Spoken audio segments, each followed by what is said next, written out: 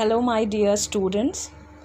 Today we are going to start the first chapter of Science 2, that is chapter 6, Classification of Plants. Now, in this chapter, we will see what are the basis and the criteria on which plants are classified. If you recall, there are some words that you must be familiar with, or rather you must have heard. If you see page number 75, the right side of this page, there is one flowchart, and if you focus on that, broadly the living organisms are classified under two things. First is prokaryotic and second is eukaryotic. Now I hope everybody remembers what are prokaryotic and eukaryotic. Well, prokaryotic have the false nucleus. Now what is false nucleus? These are the organisms which have evolved long year back. They are the most ancient type of organism. So their nucleus are not well developed. They don't have the proper nuclear membrane, so that the hereditary material is not well protected. Whereas the eukaryotic organism have the well developed or a true nucleus in which the hereditary material along with other things is well protected in the nucleus, and nuclear membrane is present in that. If you go further, eukaryotic are classified into unicellular and multicellular. As the name suggests, unicellular meaning the organism with just one cell, whereas multicellular organism has more than one cell. So we fall under which category, unicellular or multicellular? Think about it, students. Now if you go further, in multicellular it is divided into with the cell wall and without the cell wall. Now if you remember, plants and animals, the most basic difference between plant cell and animal cell is the presence and absence of the cell wall. If you remember the structure of the cell, plant has this extra membrane that covers the cell, which is cell wall, whereas the animal cell just have the cell membrane. It doesn't have the cell wall. So remember this, the plant cells and animal cells, few things, rather most of the things are very common, but the most distinct difference that we have to take into consideration is the presence or absence of the cell wall. Plant has the cell wall, whereas animal doesn't have the cell wall. Now with the cell wall, it is divided into two categories, that is autotrophs and heterotrophs. Autotrophs, auto meaning own, by own self they can prepare their own food, whereas the heterotrophs, they cannot prepare their own food because they don't have the chlorophyll, they cannot perform the photosynthesis, so they are considered under heterotrophs. But we will not fall under that category. We are heterotrophs, but we don't have the cell wall, you remember? So we will fall under the other category, that is without the cell wall. And yes, we are heterotrophs because we cannot perform the photosynthesis. But you must understand that the heterotrophs fall with the cell wall and without the cell wall are altogether different. You must see that down heterotroph fungi is written, and without the cell wall animalia or animal is written. So that is the difference. Now coming to this chapter, the first scientist or the biologist, Robert Whittaker, he classified the plant, and the name he gave is 5 kingdom classification system. So he classified the entire living organism into kingdom Monera, Protista, fungi, plantae or plant, and animalia or animal. Now we have to see plants in this chapter. So let's just see what are the hidden secret of Kingdom Plantae, and also what great freshness it imparts to our surrounding. So if you ask me a definition, what would be the definition of a plant, so we can just say that it is a group of autotrophic living organism with the eukaryotic cell, and it has cell wall. Those living organisms are plants. Now, why I'm saying it is autotrophic, why I'm saying it as eukaryotic, why I'm saying it that it has cell wall, you must be understanding by now. Autotrophic because it can produce their own food. Eukaryotic, yes, they have their true nucleus. They have the nucleus with the nuclear membrane and the cell wall, the cell which is well protected by the cell wall. Now, we all are dependent on plants because we cannot prepare our own food. We have to be dependent on the kingdom plant for our main source of food, right? Now, the next topic that you are going to study is the basis of classification. Now, some points or some criteria is kept that how the plants are classified. Now, one by one we will just look into this. The first criteria was the presence and the absence of organs. So as we have the organ, plant also have the organ like pollen, like flower, bird, etc. So based on presence and absence of these organs, plants are classified. Second point, plants presence and absence of conducting tissue. Now, phloem and xylem. Phloem conducts the food in the plants and xylem conducts the water in the plants. So, presence and absence of these two things also classify the plants. Also, presence and absence of seeds.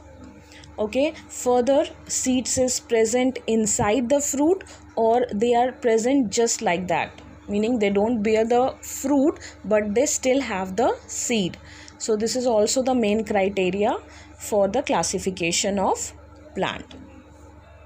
And finally, plants are also grouped depending upon the number of cotyledons in the seeds, that we will see further.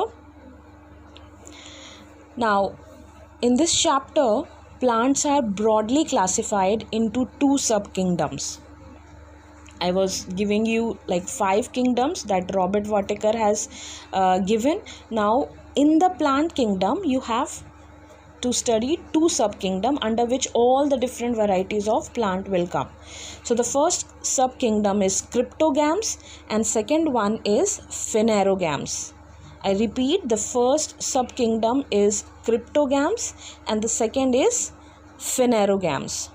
Now, cryptogams are the ancient plants. Okay, if you have to imagine a plant, you can visualize a plant with roots, stems, leaves, flowers, but nothing is present in these kinds of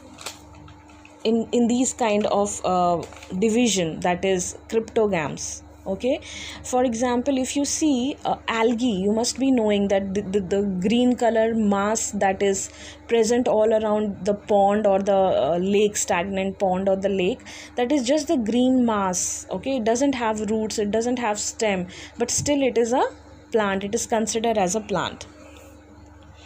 Now, they are the most ancient plant, and as per the complexity in them, they are divided into 3 divisions. So I will say division 1, division 2 and division 3, like that. So division 1 is the most simplest form of the cryptogams. Now, in this cryptogams, the first division is known as Thallophyta or thallophytes. Now, these plants mainly grow in water. Okay, they don't have this specific part like root, stem, leaves, flower, but they are autotrophic because they have chlorophyll. They can manufacture their own food. Okay, and they could be unicellular or they could be multicellular as well. The size can be from microscopic to large. Microscopic meaning very small to large size it could be. And the main example is algae that I have told you. Now there are different forms of algae. Okay, so if Thallophyta, you have to give examples, so you can give examples of algae, and there are varieties of algae like Spirogyra, Eulothrix, Ulva, Sargassum, etc. Now Spirogyra diagram is very well given in your book on page number 76. Just see that they have cell wall, nucleus, a spiral chloroplast, and pyrenoids. Pyrenoid is nothing, just it is a structure which stores the food in them. Okay, now fungi is also one kind which is not a plant, but still it is considered under this category, that is Thallophyta. So it is a exceptional thing to be considered and to be remembered. Why? Because it is a yeast. Fungi is a yeast and mold that you see, that is grown on the moist surface of bread or roti, or like white color things that grows basically on wood or moist places. So they are also considered under this Thallophyta. They do not have chlorophyll. Rather, this, you remember that they cannot prepare their own food. They take the nutrition from the things on which they grow, but still they are kept under this Thallophyta. Now the second division is Bryophyta. Now these group of plants are called amphibians of the plant. I repeat, amphibians. Now you know amphibians are those which can live on water as well as on the land. So these plants require moist soil for their growth, and for their reproduction, that means for their multiplication, they require water. So if you look into their structure, they are little more advanced than the Thallophyta, because they have a thyloid body, a multicellular and autotrophic. They reproduce by spore formation. Now they don't have the special reproductive system, but they produce spores through which they multiply in the number. And the body of the bryophytes are flat, ribbon-like and long, but they don't have true roots, stems and leaves. Instead, they have rhizoids. If you see on page number 77, figure 6.2, the first figure, Funaria, if you see the roots, it has just fine hair-like structure known as rhizoid. Rhizoid meaning it is not roots, it is false roots. It's hairs like structure, and it is present at the lower part of the plant. Now they don't have any specific tissue for conduction of food and water. That means xylem and phloem are absent. And example are mosses, Funaria, Marchantia, etc. Now in this third category, that third division is pteridophytes. Yes, pteridophytes or pteridophyta. So among these three divisions, the pteridophytas are the most complex. So they will the plants have this roots, stems and leaves coming into picture. So if you see page number 77, the diagrams are given. Plants in this group, they have well developed roots, stems, leaves, and they also have the separate tissues for conducting food and water, but they do not bear any flower or fruits, and they also reproduce by spores. Now the examples of such kind of plants are fern. Mostly you will see like most of the places they are used for the decoration purpose, at houses, in schools, in malls. The high plants that you see green color, it looks very beautiful, also given in your book also. So these are the plants that comes under the category of pteridophyta. There are also other example, Nephrolepis and Pteris, etc. And these plants reproduce asexually by spore formation. Also they have this sexually reproduction which they do by the zygote formation. This I will talk more about in later chapter. So we will keep till here. So we have finished cryptogams, till cryptogams. So today we have, if you have to summarize, today we have studied the 5 kingdom proposed by the Robert Whittaker: Monera, Protista, fungi, plant and animal. Now we have seen 3-4 points. Based on that, the plants were classified. That was presence and absence of organ, presence and absence of conducting tissue, presence and absence of seed, and if seed is present, are they enclosed in the fruit or they are just present like that. Based on the complexity, the kingdom plant is classified into 2, that is first subkingdom cryptogams and the second is phanerogams. Now cryptogams is also classified in 3 categories, that is division 1 Thallophyta. They are the most simpler living organism, which is algae, and other examples are also given. Second one is Bryophyta, which also do not have the root, stem and leaf type of body, but they have root like structure.